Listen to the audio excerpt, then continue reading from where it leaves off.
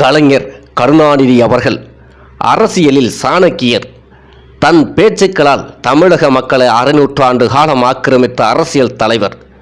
தேர்தல் யுக்திகளை புற்றி கூர்மையுடன் அணுகும் பொலிட்டிக்கலின் புத்திசாலி. திராவிட முன்னேற்றக் கழகம் என்ற கட்சியை கட்டிக்காத்த காவலாளி. இலங்கை ஈழத்தமிழர் இறுதியுத்த பிரச்சனை, கச்சத்தீவு பிரச்சனை, தமிழ்நாட்டில் உருவான ஜாதிகள் பிரச்சனை, குடும்ப அரசியல் என அவருக்கு எதிராக பல விமர்சனங்கள் இருந்தாலும் 50 ஆண்டு காலம் தமிழக அரசியலில் ஆளுமை தலைவராக வாழ்ந்தவர் கலைஞர் கருணாநிதி அவர்கள். நாகப்பட்டினம் மாவட்டத்தில் உள்ள திருக்குவளை என்னும் கிராமத்தில் 1924ஆம் ஆண்டு ஜூன் 3ஆம் தேதி இசை வேளாளர் குடும்பத்தில் முத்து வேலருக்கும் அஞ்சுகம் அம்மையாருக்கும் மகனாக பிறந்தார். இவருக்கு 2 சகோதரிகள் இருந்தனர். தொடக்க கல்வியை திருக்குவளையில் பயின்றார். பின்னர் திருவாரூரில் இருந்த மாவட்ட நாட்டாண்மை கழக உயர்நிலைப் பள்ளியில் பள்ளி இறுதி வகுப்பு வரை பயின்றார். அங்கு இவருக்கு தமிழ் ஆசிரியராக இருந்தவர் சி. லகுவனார். பள்ளி இறுதித் தேர்வில் இவர் தேர்ச்சியடையவில்லை. கலைஞர் அவர்கள் தமது பள்ளி பருவத்தில் நாடகம், கவிதை, இலக்கியம் ஆகியவற்றில் அதிக ஆர்வம் கொண்டிருந்தார். தமது வளர் இளம் பருவத்தில் வட்டார மாணவர்கள் சிலரின் உதவியுடன் திருவாரூர் தமிழ்நாடு தமிழ் மாணவர் மன்றம் என்னும் இளைஞர் மறுமலர்ச்சி அமைப்பை 7/7/1944ஆம் ஆண்டு உருவாக்கினார். இளைஞர்கள் தங்கள் பேச்சு ஆற்றலையும் எழுத்தாற்றலையும் வளர்த்து கொள்ள இந்த அமைப்பு உதவியது. அதன் வழியாக மாணவ நேசன் என்னும் கையெழுத்து பத்திரிகையை வெளியிட்டு இளைஞர்களை திரட்டினார். சில காலத்துக்கு பின் அந்த அமைப்பு மாநில அளவிலான அனைத்து மாணவர்களின் கழகம் என்ற அமைப்பை உருப்பெற்றது. கருணாநிதி அவர்கள் மற்ற உறுப்பினர்களுடான சமூக பணியில் மாணவர் சமூகத்தையும் ஈடுபடுத்தினார். முரசொலி என்னும் துண்டு வெளியீட்டை 1942ஆம் ஆண்டில் வெளியிட்டார். முரசொலி ஆரம்பித்த 1ஆம் ஆண்டு விழாவை அன்பழகன், ரா. நெடுஞ்செழியன், மதியழகன் ஆகியோர் அழைத்து தம் மாணவர் மன்ற அணி தோழர்களுடன் கொண்டாடினார். இடையில் சில காலம் அந்த இதழ் தடைப்பட்டது. பின்னர் 1946 முதல் 1948ஆம் ஆண்டு வரை மாத இதழாக நடத்தினார். 25 இதழ்கள் வரை வந்து மீண்டும் இதழ் தடைப்பட்டது. மீண்டும் 1953இல் சென்னையில் மாத இதழாக தொடங்கினார். 1960ஆம் ஆண்டில் அதனை நாளிதழாக மாற்றினார். நீதி கட்சியின் தூணாக கருதப்பட்ட பேச்சாளர் அழகிரிசாமியின் பேச்சால் ஈர்க்கப்பட்ட கலைஞர் தனது 14வது வயதில் அரசியல் சமூக இயக்கங்களில் முழுமையாக தம்மை ஈடுபடுத்தி கொண்டார். தமிழக அரசியலில் களமிறங்குவதற்கு உதவிய முதல் பிரதான எதிர்ப்பு கள்ளக்குடி ஆர்ப்பாட்டத்தில் 1953இல் ஈடுபட்டதாகும். இந்த தொழில்துறை நகரத்தின் அசல் பெயர் கள்ளக்குடி. இது வட இந்தியாவிலிருந்து ஒரு சிமெண்ட் ஆலை ஒன்றை உருவாக்கிய சிமோகிராம் பிறகு டால்மியாபுரம் என மாற்றப்பட்டது. திமுக அந்த பெயரை கள்ளக்குடி என மீண்டும் மாற்ற வேண்டுமென விரும்பியது. கலைஞர் மற்றும் அவருடைய தோழர்கள் ரயில் நிலையத்திலிருந்த டால்மியாபுரம் என்ற பெயரை அளித்தனர். மேலும் ரயில் மறியலிலும் ஈடுபட்டனர். ஆர்ப்பாட்டத்தில் 2 இறந்தனர். கலைஞர் கைது செய்யப்பட்டார். 1957இல் நடைபெற்ற திமுக இந்தி எதிர்ப்பு மாநாட்டில் தமிழ்நாட்டில் மத்திய அரசால் இந்தி திணிக்கப்பட்டதை வன்மையாக எதிர்ப்பதென தீர்மானம் நிறைவேற்றப்பட்டது. அக்டோபர் 13, 1957 அன்றைய நாளைய இந்தி எதிர்ப்பு நாளான பெருந்திரளான மக்களுடன் அமைதியான முறையில் கடைபிடிக்கப்பட்டது. இந்த போராட்டத்துக்கு தலைமை தாங்கிய கலைஞர் நடுவன் மத்திய அரசின் இந்தி திணிப்பை எதிர்த்து மொழி போராட்டம், எங்கள் பண்பாட்டை பாதுகாக்க இது எமது மக்களின் தன்மானம் மற்றும் எங்களது கட்சியின் அரசியல் கொள்கை. மேலும் இந்தி என்பது உணவு விடியிலிருந்து எடுத்துச் செல்லும் உணவு, எடுப்பு சாப்பாடு. ஆங்கிலம் என்பது ஒருவர் சொல்ல அதன்படி சமைக்கப்பட்ட உணவு. தமிழ் என்பது குடும்ப தேவையறிந்து விருப்பமறிந்து ஊட்டமளிக்கும் தாயிடமிருந்து பெறப்பட்ட உணவு என்று முழக்கமிட்டார். இந்த பேச்சுக்கள் அவர் மீது பலருக்கு ஈர்ப்பை ஏற்படுத்தியது. அக்டோபர் 1963 அன்று இந்தி எதிர்ப்பு மாநாடு சென்னையில் கூட்டப்பட்டது. இந்தி திணிப்பு எதிர்ப்பு போராட்டம் மத்திய அரசின் புரிந்து கொள்ளாத தன்மையை உணர்த்தும் விதமாக இந்திய அரசியலமைப்பு தேசிய மொழிகள் சட்ட எரிப்பு போராட்டம் நடத்துவதென மாநாட்டில் தீர்மானிக்கப்பட்டது. நவம்பர் 16 அன்று அண்ணாதுரையும் நவம்பர் 19 அன்று கருணாநிதியும் கைது செய்யப்பட்டு 25 நவம்பர் அன்று உயர்நீதிமன்றத்தின் ஆணையால் விடுவிக்கப்பட்டனர். 1960ஆம் ஆண்டில் திமுகவின் பொருளாளராக தேர்ந்தெடுக்கப்பட்டு 1969ஆம் ஆண்டு வரை அந்த பதவியை வகித்தார். 1969ஆம் ஆண்டில் திமுகவின் தலைவராக தேர்ந்தெடுக்கப்பட்டு தனது மறைவு வரை 50 ஆண்டுகள் அந்த பதவியை வகித்தார். போட்டியிட்ட அனைத்து தேர்தல்களிலும் இவர் வெற்றி பெற்றிருக்கிறார். 1957ஆம் ஆண்டு சுயேட்சையாகவும் மற்ற அனைத்து தேர்தல்களிலும் திமுக வேட்பாளராகவும் போட்டியிட்டார். ஒரு காலகட்டத்தில் இலங்கை தமிழருக்காக கலைஞரும் அன்பழகனும் தமது சட்டமன்ற உறுப்பினர் பதவியிலிருந்து விலகினார்கள். அடுத்து வந்த சட்ட மேலவைத் தேர்தலில் கருணாநிதி அவர்கள் சட்ட மேலவைத் தலைவராகவும் தேர்ந்தெடுக்கப்பட்டார். 1962ஆம் ஆண்டு தேர்தலுக்கு பின்னர் அமைந்த 3வது சட்டப்பேரவையில் இரா நெடுஞ்செழியன் எதிர்க்கட்சி தலைவராகவும் கருணாநிதி அவர்கள் எதிர்க்கட்சி துணைத் தலைவராகவும் இருந்தனர். 1967ஆம் ஆண்டில் திமுக ஆட்சியை பிடித்த பின்னர் அண்ணாதுரை தலைமையில் அமைக்கப்பட்ட அமைச்சரவையில் பொதுப்பணித்துறை அமைச்சராக பதவி வகித்தார்.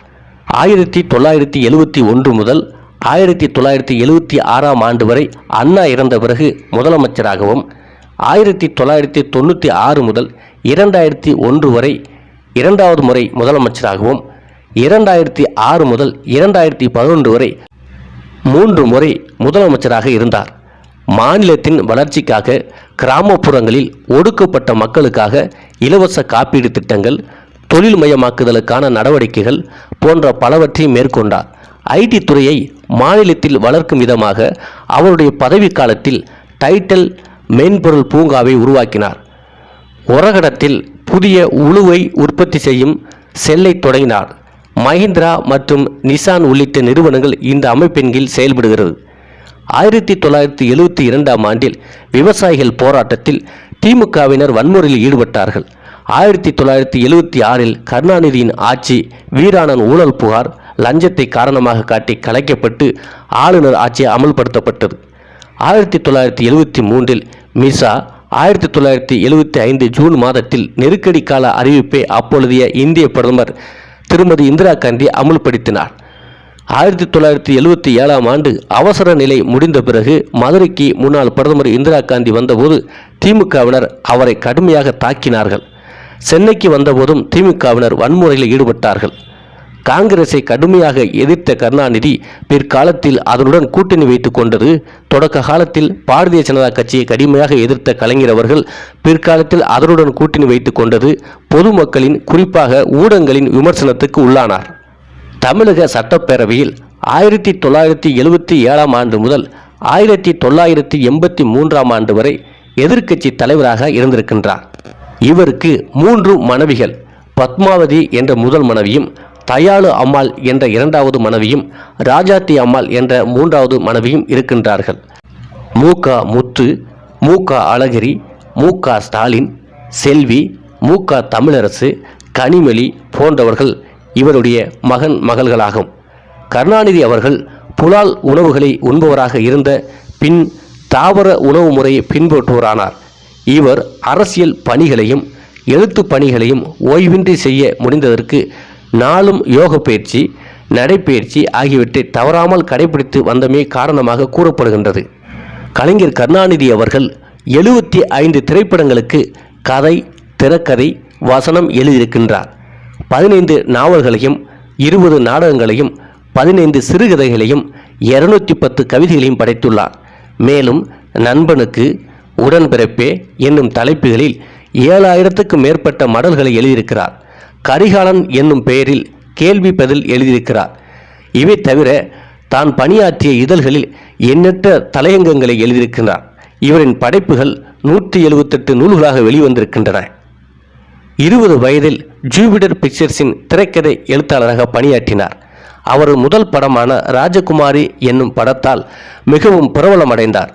ஒரு திரைக்கதை எழுத்தாளர் போன்ற திறமைகளை அவர் பல திரைப்படங்களுக்கு விரிவுபடுத்தினார். 60 திரைப்படங்களில் பணியாற்றியிருக்கிறார்.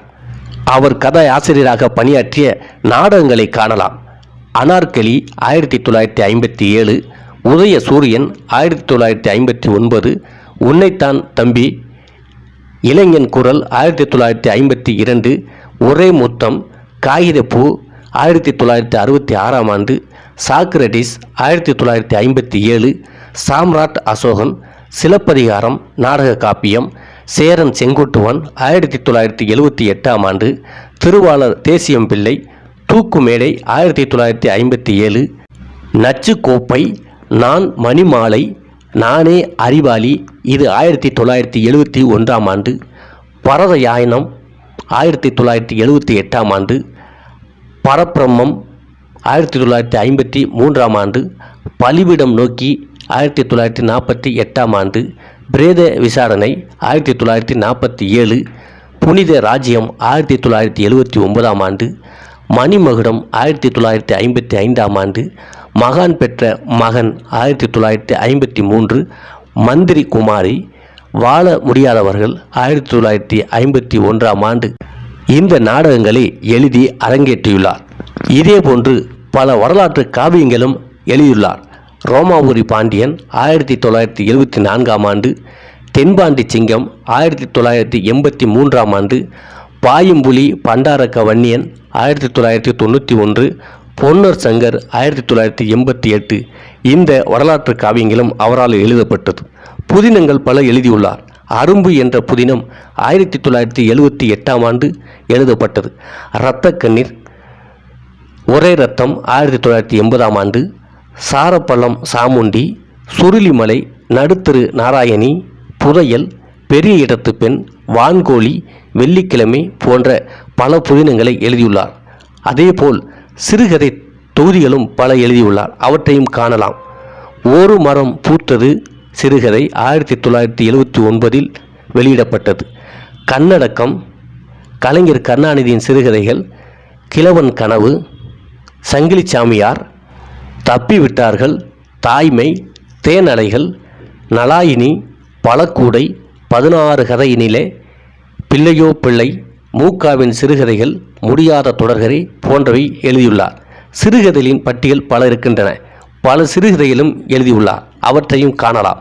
அபாக்கிய சிந்தாமணி, அமிர்தமதி, ஐயோ ராஜா, ஆட்டக்காவடி, ஆதரிக்கிறார், ஆலமரத்து புறாக்கள், ரகசியம், ஏழை, ஒரிஜினலில் உள்ளபடி, கங்கையின் காதல், கடைசி கட்டம், கண்டதும் காதல் ஒழிக, கண் அடக்கம், காதல் கடிதம், குப்பை தொட்டி, சங்கிலிச்சாமி, சந்தன கிண்ணம், சபலம், சித்தார்த்தன் சிலை, சுமந்தவள், செத்தவள் கதை, தப்பவில்லை, தப்பிவிட்டார்கள், தொத்துக்கிளி, தாய்மை, திடுக்கிடும் கதை, நடுத்தரு நாராயணி, நலாயினி, துணிக்கரும்பு, நெருப்பு, பனங்குலை, பாலைவன ரோஜா, பிரேத விசாரணை, புகழேந்தி, புரட்சிப்படம், 300 ரூபாய், வாழ முடியாதவர்கள், விஷம் இனிது, வேணியின் காதலன் போன்ற சிறுகதையிலும் எழுதியுள்ளார்.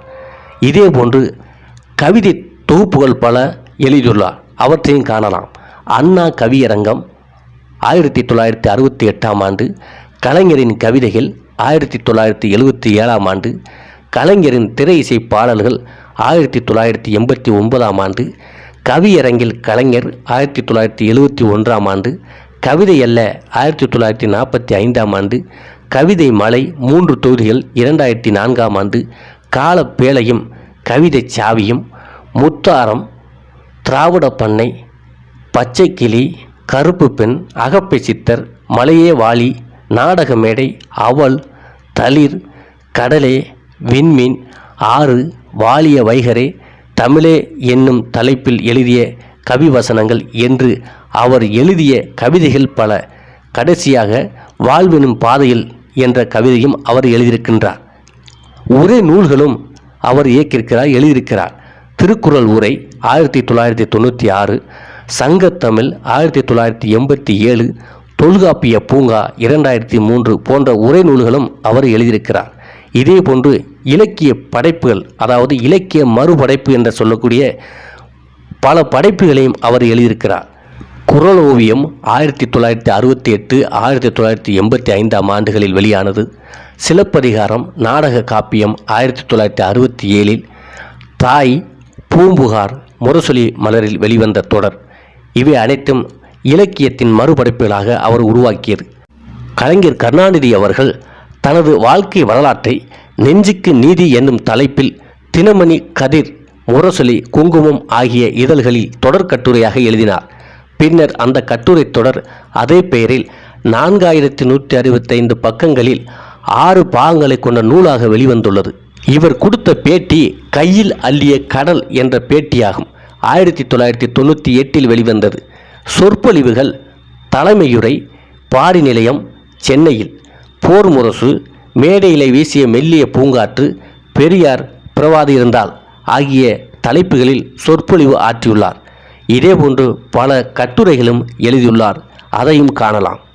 அஹிம்சா மூர்த்திகள், அள்ளி தர்பார், 6 மாத கடுங்காவல், இந்தியாவில் ஒரு தீவு, இளைய சமுதாயம் எழுகவே, இருளும் ஒளியும், இலங்கை தமிழா, இன முழக்கம், உணர்ச்சி மாலை, உண்மைகளின் வெளிச்சத்தில், உரிமையின் குரலும், கருணாநிதியின் வர்ணனைகள், களத்தில் கருணாநிதி, சரித்திர திருப்பம், சுழல் விளக்கு, மயிலிறகு, மலரும் நினைவுகள், முத்துக்குவியல், பூந்தோட்டம், பெருமூச்சு, பேசுங்கலை வளர்ப்போம், பொன்னாரம், தலை தாளாச்சிங்கம் தந்தை பெரியார், திராவிட சம்பத்து, துடிக்கும் இளமை, நாடும் நாடகமும், யாரால் யாரால் யாரால், விடுதலை கிளர்ச்சி, பேசும் கலை வளர்ப்போம் போன்ற கட்டுரைகள் எழுதியுள்ளார். சிறு குறிப்புகளும் இவர் எழுதியுள்ளார். அதையும் காணலாம்.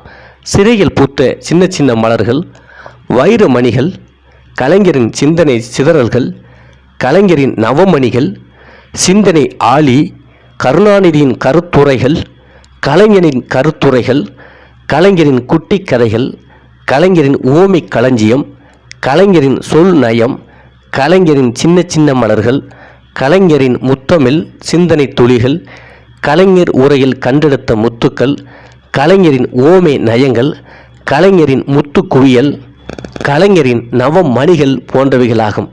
அதேபோன்று திரைப்படத்திற்கு கதை, திரைக்கதை, வசனம் எழுதியுள்ளார்.